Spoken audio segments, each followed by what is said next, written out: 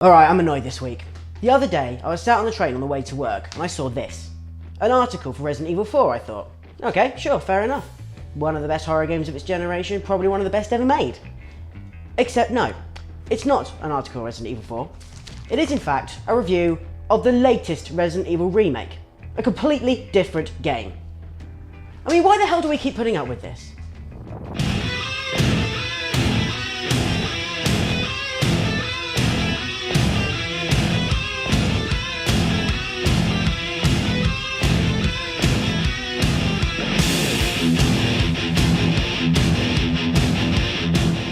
Video games have always had an uphill struggle getting recognition in the mainstream media.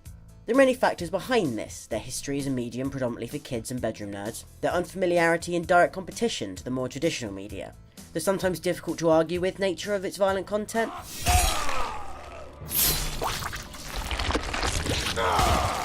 as well as the impasse of a controller that stops a lot of people engaging with games.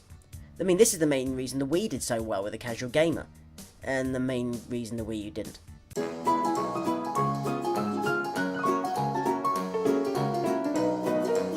We in the gaming community have pushed for years to try and change this. Famous faces championing the medium like Charlie Brooker, Aisha Tyler and Dara O'Brien have somewhat helped, as has the recent trend for more intelligent and emotionally engaging games like The Last of Us and Papers, Please. There has been some success. I mean, The Guardian now has a section dedicated to games. There have been a few select TV shows, and in the next few years we're going to see a surge in movies based on popular game franchises. But the problem just won't go away. No matter how hard we seem to try, games just aren't taken as seriously as they should be in the mainstream media. And it's bollocks like this that's probably the worst of all. Debating the merits of games as an art form or narrative experience is perfectly acceptable if conducted fairly and substantively. I mean, even attacking the violence and how it affects players isn't too bad, so long as it's done with a degree of intelligence and actual fair representation of both sides, not just focusing on the worst bits. In Grand Theft Auto, your son, or your husband, or your boyfriend, or whoever, can hire a prostitute, have sex with her, and then beat her to death with a baseball bat.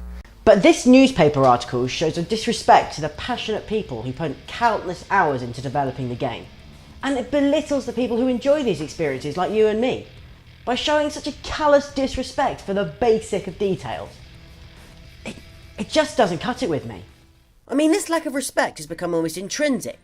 If games aren't seen as the pastime of nerds terrified of the sun or afraid of moving out of their parents' house, they're derided and brushed aside by pretentious, ignorant critics. Isn't it great to be so bloodthirsty without any kind of consequences? Right, well, it's, it's absolutely obscene, really. The Duty, idea that you should protect it just because you're having fun and we're not. But slapdash journalism like this surely wouldn't be put up with anywhere else.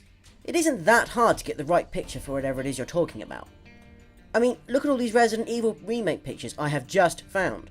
You could have used any of these. They're all free to use. I don't blame the person who wrote the article for this though. He's probably like you and me, a passionate gamer who feels extremely lucky to write about the things he loves.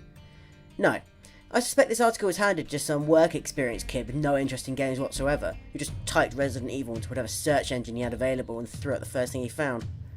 I mean, he's done a worse job than that time I tried to be a football manager. Foul him! Foul him! Foul him! Foul him! Foul him! Foul him! Foul him! Foul him! Foul him! Foul him! Foul him! Foul him!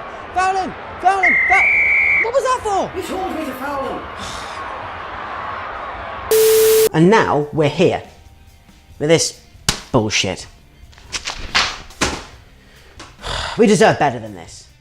This isn't about people pouring scorn over the thing that we love, or us wanting the people to play games just as much as we do. This is just about having a bit of respect for the thing that we love, and treating us just as fairly as you would anyone else. I mean, is that too much to ask?